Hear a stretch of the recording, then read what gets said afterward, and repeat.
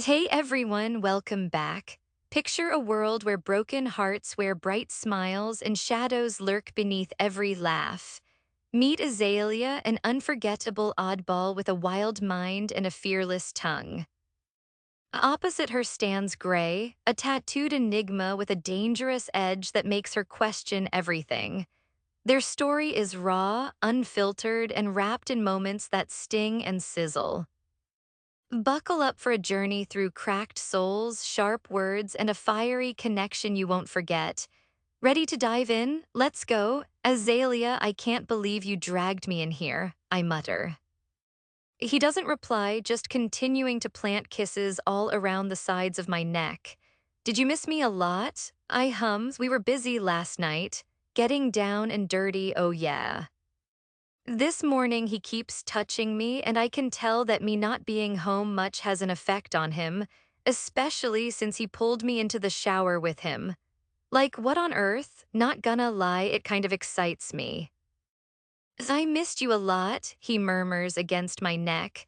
I tilt my head back into the water pouring from the shower head. He moves closer to do the same. But the moment the water hits him, he jumps almost all the way back.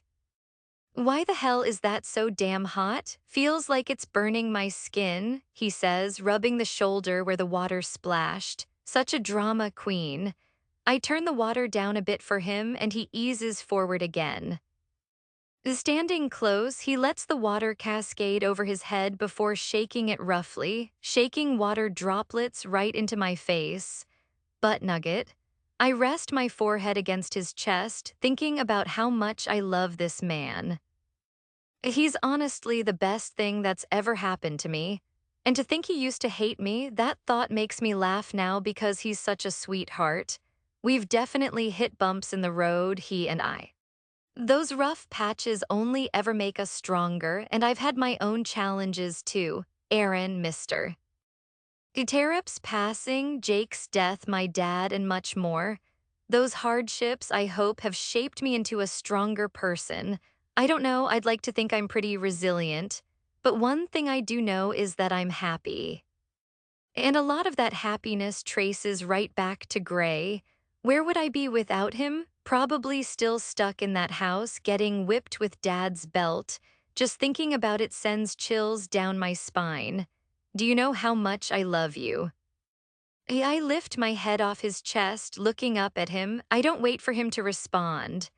More than anything in the world, I say honestly, and his lips curl into a smile. He was probably expecting me to joke and say just a little bit. More than your flowers, he asks, and I grin. More than my flowers, I nod. His smile broadens into one of his rare, big, genuine smiles, leaving me in awe like always. I press my forehead back to him and start tracing the large lion head tattoo on his chest. What do you think about getting a house? He suddenly asks, my eyebrows raise slightly. I want something just for us, private, not an apartment, and Bear needs a yard, he says, tracing my shoulder blades with his finger. You want a house with me? I lift my head to look into his eyes. You already know I want to spend the rest of my life with you, so let alone getting a house, he says, pressing a kiss to my forehead, and I feel like crying. He's too good for me. Only if that's what you want. If not, we can stay here, he adds. He could say he wanted to live in a shack and I'd follow him gladly. It doesn't matter where as long as I get to see his juicy self. I want that, I confess honestly. You know what I want. He leans down, his lips brushing my ear. I hum in response, guessing he's about to say something sweet. I want to fuck you against the wall right now. I can't handle you anymore. I'm sore, sir. We went at it several times last night and my body aches. Plus, I'm exhausted. Sure, I'm a bit turned on right now, but that's not really fair since it's him. We can just have a nice, gentle shower, no need to get dirty. I prod his chest twice. Think about it, I hear the smirk in his voice. Yeah, my hoo-ha is definitely considering it. I'm tired is what it's whispering. Can't you just hold me and be sweet? I'll be extra sweet to you. He grips my booty cheek and I gasp softly. He's been gazing at me for a solid 30 minutes. I figure he's staring because he wants me to pay attention to him. Normally, I'm completely focused on him, not my schoolwork. Now I'm concentrating on schoolwork and he's complaining silently with his eyes. I scoot closer and press a kiss to his lips. You should just hide me in your dorm, he says, resting his forehead against mine. I don't think Abby would appreciate that, I answer honestly. You know, if we got married, you'd be able to live somewhere other than the dorms. I know that, but I also know I'm 19. I scratch the top of his back the way I know he likes. I realize that, but I know I love you so much and I want no one else but you. He's probably the least romantic person, yet somehow he has a way with words sometimes. Well, listen here, Buck, I don't want anyone but you either. Don't call me Buck, he grumbles. I do what I want. He removes the thin hair tie from my wrist and slides it onto my ring finger. Imagine that as a diamond. He adjusts it as he thinks best. His phone rings and he glances at the caller ID. He buries his face in my shoulder. I'm not answering that, he deadpans. I pick up the call. Hello, this is Jessica, I say, raising my voice an octave. Jessica, excuse me, Oakley's confused voice demands. Why are you calling my man? I deliberately say things I wouldn't usually say. Gray just shakes his head, a small smile playing on his lips. Your man, he repeats, even more confused. Yes, my baby, Gray. I bite my lip to keep from giggling.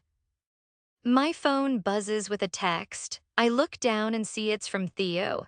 Some girl answered Gray's phone calling him her baby. You better fix this ASAP before we do. My heart swells at his concern. Listen, Jessica, Gray has a girl and you're not her. Baby, come back to bed, Gray whispers into the phone, playing along. I hear a gasp on the other end. I swear to God, I swear to him, Theo. I swear to everything, and then he hangs up mid-sentence. I laugh into Gray's chest. They're definitely on their way, he nods, kissing the top of my head. Bear jumps up onto the bed, sprawling his big body over my feet. I wrap my arms around Gray's neck. Chokehold, what are you gonna do? He just lies back down, acting like I'm only cuddling him, so I cuddle him. I tried calling Mom yesterday, I start. I was genuinely eager to hear from her. I had texted before, but our text conversations never ran very deep. I missed her voice. She didn't pick up. I clear my throat. I had already told her about Mr. Tarrip had his funeral date set, but she never showed up. That genuinely saddened me because I knew how much he cared for her and would have wanted her presence. I wanted her there too. Still, I convinced myself she was just caught up with her new job and everything. I know you love her, Lila. But she doesn't love you nearly as much as you love her, he says, gripping my face and tilting it upward so I can see the seriousness in his eyes. But he silences me with a soft kiss on my lips.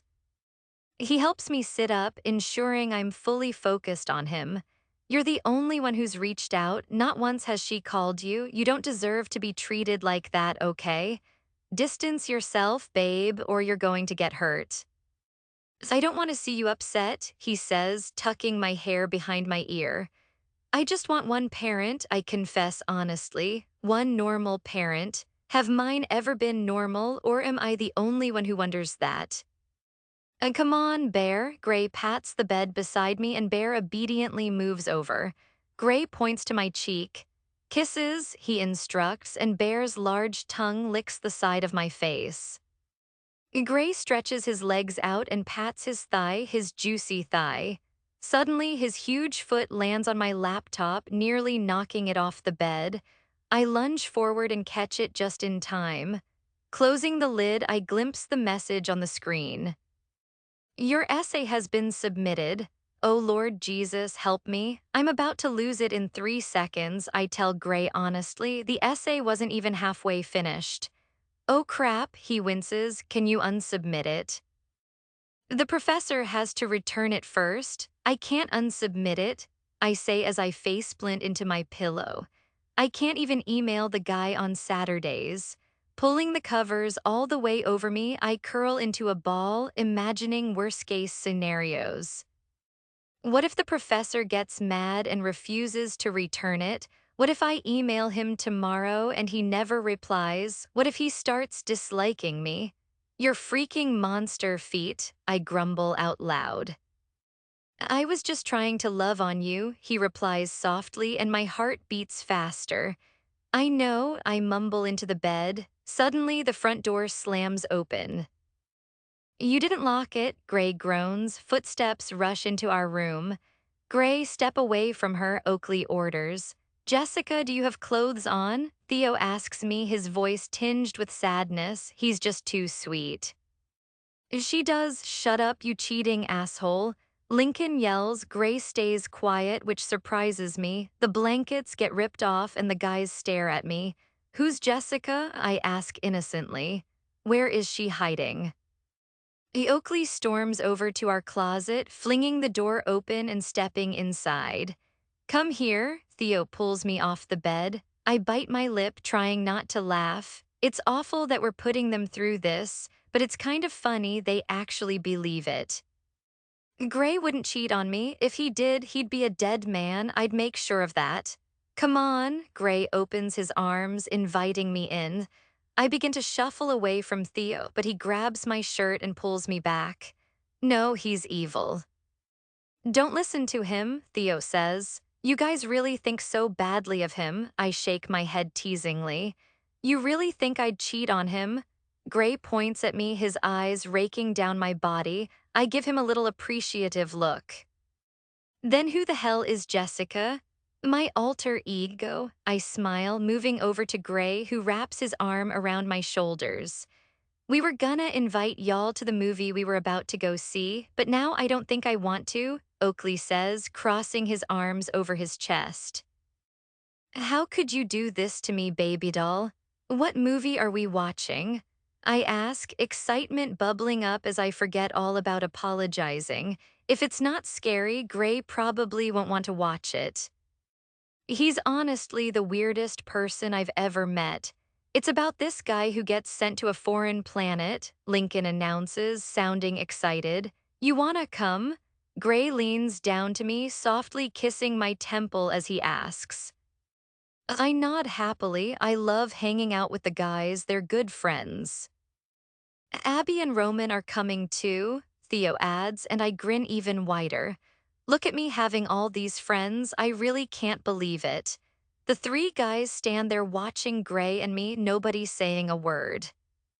Well, get the fuck out, she's gotta get ready, Gray orders, pointing to the door with an annoyed tone. They quickly follow his instructions, he already knows my routine. I walk in and out of the closet every day, showing him different outfit choices, lately FaceTiming him for his opinion. The second option is his favorite, so I wear the maroon skirt and black shirt he likes.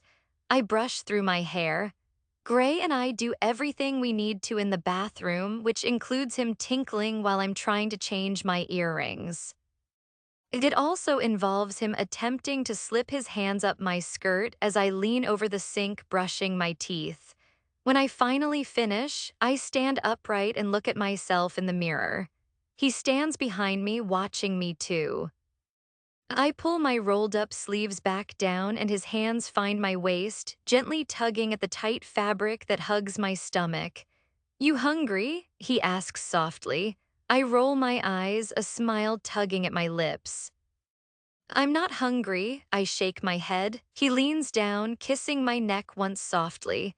I'm hungry, he murmurs, biting my ear. My eyebrows rise a bit. That doesn't mean you get to eat my ear, I say with a small smile, biting my lip. His large hand slides under my chin, turning my head to face him. I barely have time to blink before he's kissing me passionately. Get ready for tonight. He pulls away just slightly from my lips. You're not leaving the bed. I'm fucking bored, Gray grumbles beside me. I mostly ignore him munching on popcorn. He sighs, and the candy he bought me sitting on his lap rustles a bit. Abby chuckles at Gray from her spot next to me. He puts his hand on my thigh and starts tracing patterns, trying to stave off his boredom. Wanna know what I just spelled out on your leg? He leans close. Barely paying him any attention, I just nod. I said, will you marry me? He says casually. I raise an eyebrow. I didn't feel any question mark. Technically, I said I love you, but what I really mean is I'm gonna fuck you till your legs won't stop shaking. He leans in again and my eyes widen. What did he eat? He trails a line of soft kisses from my jaw to my cheek. Can you not make out while I'm trying to watch the movie? Lincoln nudges Gray. Don't touch me and don't tell me what to do. Gray glares at him. You know what? Everyone just needs to chill out, okay? Lincoln, he'll stop, and Gray, I lean in close to him, stop being the horniest person on earth. Then let's just fucking leave early so we can take care of that, he suggests. I remove the food from his lap and pass it to Lincoln, then grab Gray's hand, pulling him to his feet. I lead him out of the theater room and into the deserted lobby. He gives me an innocent little smile. I scan the area for anyone and tug on his shirt, signaling him to lean down. I like you taking control, he smirks, his eyes locked on my lips. He softly presses his lips to mine, but the kiss quickly grows more urgent. Fuck, I love you, he murmurs against my mouth. I leave a trail of kisses along his jaw and he quietly groans in response. God, you're the best thing that's ever happened to me, he says, squeezing my sides, and I pull away at his words. Is he serious? What? I ask gently. You're the best thing that's ever happened to me, he repeats. I can't help but feel a little teary-eyed. Nobody has ever said anything that sweet to me before. Honestly, being loved by him is the greatest blessing. I wrap my arms around his torso, resting my face against his chest. You're the best thing that's ever happened to me too, I reply, and it's the truth. Diamond, diamond, diamond, diamond, diamond, diamond, diamond, diamond suit. It's been a while. I'm really sorry about that. I know you've all been waiting, especially since everyone is quarantined. I've just had a hard time finding motivation.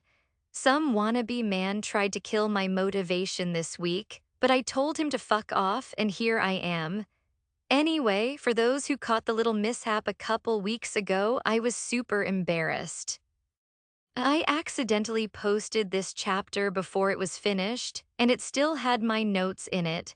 Let's just forget that ever happened, okay? This journey is almost over. Writing about these two characters has been more joyful than anything else. You readers have given me so much happiness, thank you all, but all good things must come to an end. I'd say there are 3 chapters left, thank you for reading. Azalea, having just sneaked my way through 2 tests this lovely evening, I finally arrive back at my modest dwelling. Well, more like the dumpster dorm. Okay, that's a bit dramatic. It's not truly dumpster-like. Actually, it's quite decent, but it doesn't feel like home. We meet again, a male voice announces as I reach the elevator in my building. I look over to the towel guy, and simply sigh. I step into the elevator and he follows right behind me. I press my floor button while he merely stands beside me, not selecting any floor. I consider releasing a silent but deadly air biscuit just to choke him here, but unfortunately there's no brewing at the moment. I think you and I have gotten off on the wrong foot the few times we've crossed paths, he says, turning toward me. And if he tells me his name is Chad, I will laugh in his face. I'm Jake, he states, and I close my eyes. Jake. His name definitely has to be Jake. No, it's not Jake, it's Jack. I'll call him Jack. Nice to meet you, Jack, I say while watching the floor number as it lights up for my stop. WL, it's Jake, but yeah, you can call me whatever you like, beautiful, he replies, smiling from the side, though I don't look at him. What is it, Jade? I turn to him, furrowing my brows. Jack, he corrects, then furrows his brows as well and shakes his head. Wait, no, my name is Jake. Oh, I drawl, sorry, Jack. I chuckle wickedly inside. Gray would be proud of me right now. I step out of the elevator and head toward my room. He follows me. Like I said, the name doesn't matter. What are you doing later? He matches my pace, walking beside me. Probably spending the rest of the night on FaceTime with my B word while he sits in his office doing nothing, I answer honestly. Your bitch, he asks. Duh, what else could I mean? I just nod. Yes, ma'am, I add when I realize he might not have been looking directly at me. He laughs at my reply. Just so I'm clear, is there any chance you and your bitch might break up? He queries, stopping as I pause at my door. Yeah, no, I smile at him and he nods with understanding. Okay, well, I obviously don't have a shot. Want my number though? Just for friendly conversations, he says sincerely. Oh my gosh, a friend, you promise. Don't flirt with me or I'll jack you up, I warn him. We exchange numbers. We definitely got off on the wrong foot, but maybe, just maybe, he won't be so bad. Happy birthday, love. I grin at the message from Gray. I reply with wrong number. He answers almost instantly, I love you, baby. My heart flutters as I stare at the text for a solid minute. Then, after I don't respond for a bit, he sends, marry me. My heart flutters even more. Hush, I love you too, I respond. Happy birthday, Azalea. Abby bounds up onto my bed, bouncing like a maniac. She pulls me into a tight hug. Come on, let's get you up, get you dressed, and get through this school day so we can head home for the weekend, she says excitedly as she hauls me up. It's supposed to be sundress weather today, she comments while opening my drawer and rifling through it. She tosses me a light pink sundress with ties at the shoulders. I change quickly and then take care of my bathroom routine, including a quick tinkle. I send Gray a small mirror snapshot of my outfit too, simply because he enjoys seeing them. He says he likes looking at me, but I suspect he secretly prefers checking out my cute dresses. You're making me horny, he replies, and I just sigh at the ridiculous amount of romance he carries. I scroll through the rest of the birthday messages I've received, mostly from the guys. Obviously, I don't really have many other friends. By the time I finish reading, I find myself wondering why Mom hasn't sent me anything. I glance at the digital clock on the counter. It's still morning, so maybe she just hasn't gotten up yet. You need a jacket? It's chilly this morning, Gray texts, and I smile. I reply with an okay and finish gathering my things for my first class. Nearly done with my second class of the day, I'm more restless than ever. Usually I struggle with both fidgeting and sitting still, but today I'm completely out of control. My mind is racing, my legs and feet won't stop moving, and my hands are constantly fiddling with something. I can hardly believe I'm 20 today. I'm basically an old fart. Miss Carson, I can't even imagine what Gray feels.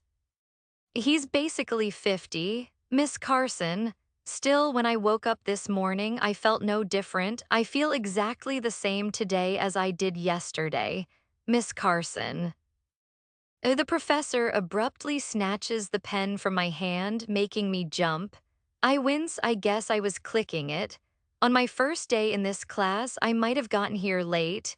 The only seats left were near the very front. Everyone kind of has assigned seats. So on either side of me sit two people who write down every single word the professor says and does. I feel stupid beside them, but I don't really have anywhere else to sit. I'm really sorry, I'm extra fidgety today. I think it's because it's Friday and I want to go home. Plus, it's my birthday. Well, isn't that fun? She smiles at me like she couldn't care less. Yes, sir, I mean, ma'am. I shut my eyes tightly. I think I might have to drop this class. Quiet Miss Talkative, she says, looking down her nose at me. I crack my knuckles just to have something to fidget with. The cracking sounds echo throughout the room pretty loudly. Sorry, I wince. I didn't realize the cracking would be that loud. By now, this is almost comical. I knock my knuckles together nervously, but hearing the noise they make, I stop. Why is she still just staring at me? Oh, I don't know, maybe because I keep making these freaking sounds. Oh my lord, what if I fart? I end up tapping the pads of my fingers together, grateful that it makes no noise. Stop moving and fidgeting, she shouts, startling me again. Well, I can't really, I laugh awkwardly, I have ADHD. Well, get medicine, she snaps, tossing the pen back onto the table before dismissing the class. I try not to let her words get to me, even though they sting a little. Letter 3DF, gray letter 3DF, you look perfect. I tell her as I lift her up, and she wraps those legs around my waist. I hold the back of her dress, making sure it doesn't ride up. She plants 3 kisses on my cheek while I rub her back with my free hand. She pulls back a little and those green eyes meet mine. What kind of ring do you want? I ask without hesitation. She buries her head against my shoulder. You know what? She lifts her head back up and asks, how about I get you a ring? That's not how it works, I reply, shaking my head. Why not? Beyoncé once said, if you like it then you should have put a ring on it, and I like it, she says, wiggling her eyebrows at me. I set her down on the counter and place my hands firmly on either side of her. She bites her lip. Fuck. She presses her legs together and I smirk. I love seeing what effect I have on her. I glance over at the clock, 10 minutes left. My hands trace up the smooth skin of her thighs. It's endearing how the only time she's truly quiet is when she's turned on. Sliding my hand beneath her thin fabric, she gasps, gripping my bicep tightly. For someone so small, her grip is impressively strong. It's the pleasure. I tease her briefly, watching her quiet moans and how she pushes closer to my touch. She breathes deeply and reaches forward, grabbing my shirt and pulling my neck toward her mouth. I close my eyes, savoring the sensation, letting her continue for now. I'm too caught up in the feeling of her lips against my neck to remember that this isn't about me enjoying it, it's all about her. As against my better judgment, I pull away from her lips. My fingers enter her and she lets out a moan that tightens my pants. She bites her lip, which only ignites my desire further. With my free hand, I tug her bottom lip away from her teeth, leaning down to bite it myself. Only I get to bite that lip. You're mine, I whisper, biting her ear, and she whimpers, pulling me impossibly closer. Yours, she breathes back, and I smile against her neck. I feel her closing around my fingers. Gripping the top of her throat, I make sure she's looking right at me as she comes undone. She rests her head against my chest as I withdraw my fingers. Putting them in my mouth, I realize what's on them isn't enough for me. With her legs already trembling, I pull her underwear completely off. She watches me as I lean down. Sugar, she leans in, whispering in my ear. Sanford, sitting across from me, winks. Yes, ma'am, a pear-shaped ring, she tells me, and a smile spreads across my lips. Yeah. I wrap an arm around her, pulling her from my side to sit on my lap. She nods, a smile playing on her lips as well. I lean up and plant a gentle kiss on her lips. Pulling away, she beams excitedly before hopping off and heading back over to Abby. What was that about? Sanford asks. I don't see how it's any of his fucking business, but I'm in a good mood today. Engagement ring, I say, taking a swig of my beer. His eyebrows shoot up in surprise. Did I just hear engagement ring? Theo plops into the chair to my right. I scoot away when his elbow brushes against me. Don't touch me, I grumble. They call Jai, Link, Roman, and Maxon over. I glare a little at Maxon when he plops his fat ass into one of the chairs.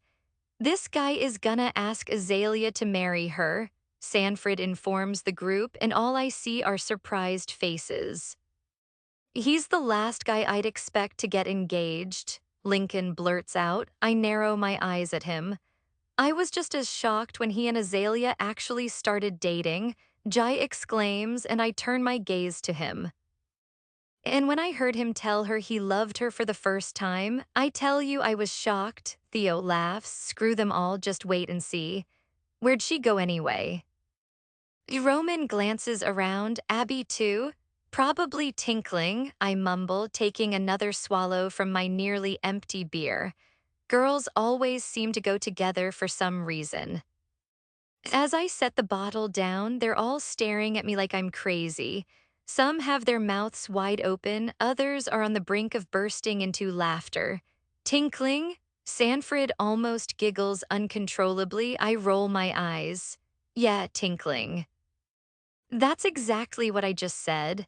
They laugh. Yeah, they wouldn't be laughing if Azalea heard them using anything other than tinkle when talking about pee. You all should hear some of the other crap that goes down when those two are together. Roman chuckles and I shoot him a glare. He's like a big mushy mess where she's concerned.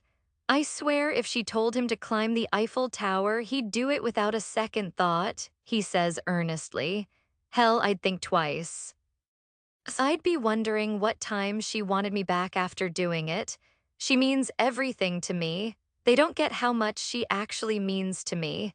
Being the only person I truly love on earth means a lot. So if she wants something or asks me to do something, I'm gonna fucking do it. Why else would I have gotten a cat that's supposed to be picked up tomorrow and brought home to her? Damn it. A pair of hands settle on my tense shoulders. Instantly, under her gentle touch, they relax. The doorbell jingles and Jonas walks in. Azalea gasps as he approaches the table. They exchange a look expressionless. I missed you, brat, Azalea mutters. They hadn't laid eyes on each other since she left for college. Yeah, you would, he snaps insultingly before his tone softens. I missed you too. He extends a hand to shake, but she's a hugger. She opens her arms, they hug awkwardly. She gives his stomach a light punch and he keeps pulling away. It's the most pathetic fucking thing I've ever witnessed. Finally, they settle into a normal 3-second hug. Barely, though. Happy birthday, he says once they break apart. Yeah, you better say happy birthday, she retorts. Marry me, I say first thing in the morning. I already have the ring. Last night, after she'd fallen asleep, I got right to it. I checked the ring sizes of those in her jewelry box and went from there. Found the perfect one and grabbed it before I could start overthinking everything. I will later, she mumbles sleepily.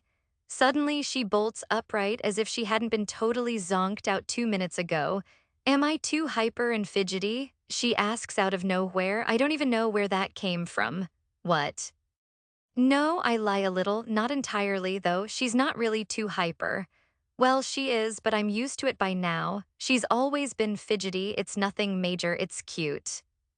My professor said I am. She looks a bit upset. She said I needed medicine. Yeah, tell her to go fuck herself, I nod firmly. Who the hell does that woman think she is? She has no right to say that she needs meds. Sure, she's wild as hell, but that's exactly who she is, and I wouldn't want her any other way. You're perfect just as you are, do you hear me? I grip her chin, making sure she's locked onto my gaze.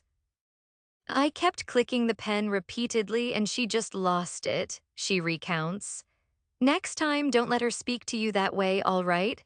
Better yet, if she does, call me right in the middle of your damn class and hand her the phone, I tell her. So the things I'd say to that professor. The doorbell rings, damn cats arrived. Stay put, I say, pressing a kiss to her forehead. I'll be right back. I open the door to find Lincoln staring back at me with zero amusement. He hands me a small cage containing the baby cat. You know, when you mentioned a top secret mission, I wasn't expecting to drive 4 fucking hours just to fetch a damn kitten, he complains. It was top secret and 4 hours away. Sounds like a mission to me, I reply with a sarcastic grin. Ridiculous mission, he groans. Quit whining, you'll get a bonus, now get lost. I tell him, shutting the door in his face. I set the cage down on the counter. I open the front, and out steps a cat no bigger than my hand, walking out with confidence. How the hell do you even pick these creatures up? Bear appears beside me, sniffing the air curiously. I don't like it either, Bear, I mutter. Eventually, I just scoop it up. It may be small now, but this thing's supposed to grow huge. I found a little trick to getting a cat. I picked the most dog-like cat there is. A Maine Coon. It's going to get massive. And kind of dog-like, the best I could manage, no pussy-ass cats for me. This will be the manliest cat around, and I hope I've succeeded. I hate to admit it, but the baby's a little cute, and it better like me too. I've got 2 months before Lila's out of school for summer. If it hates me, I'm sneaking it into her dorm and washing my hands of it. This isn't a toy, Bear, I explain. He eats meals 3 times bigger than this kitten. And you can't eat it or Mama will be really pissed, I tell him firmly before giving him a pats on the side. I mosey back into the bedroom, finding Lila in the bathroom. I sit on the bed, back to the door, watching the little thing. It's a furry little troublemaker, but cute, I'll admit that. Boy or girl, damn, I can't recall. The door suddenly opens. I stand and walk toward her. She doesn't notice the kitten until I'm right in front of her. Then she collapses to the floor, crying. I sigh, shaking my head. I kneel beside her and place the kitten into her lap. She cradles it like it was pure gold.